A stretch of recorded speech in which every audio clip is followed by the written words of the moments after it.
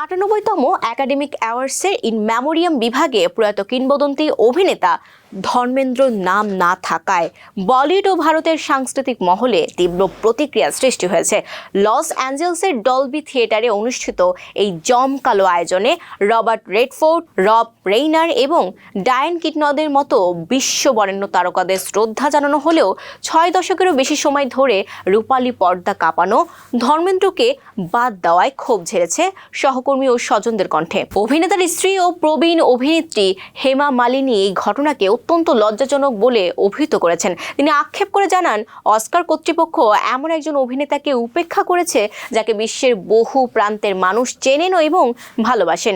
হেমা আরও যোগ করেন যে ধর্মেন্দ্র জীবন দশাতেও খুব বেশি পুরস্কার পাননি, তবে তাতে তার কিছু যায় আসে না, কারণ ভারতের মানুষের ভালোবাসাই তাদের কাছে সব থেকে বড় প্রাপ্তি।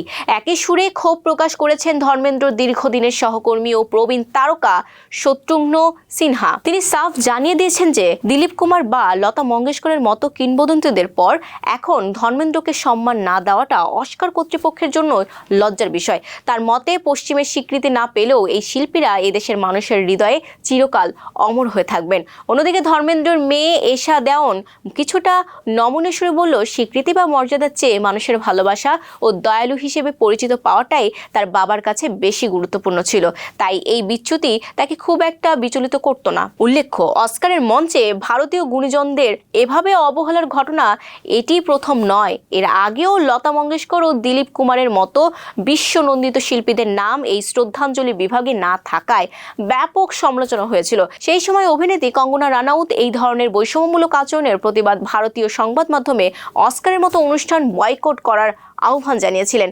এবারের ঘটনাটি সেই পুরনো বিতর্ককে আবারও উস্কে দিল, যেখানে আন্তর্জাতিক মঞ্চে ভারতীয় চলচ্চিত্রের প্রতিনিধিদের যথাযথ মূল্যায়ন নিয়ে প্রশ্ন উঠেছে।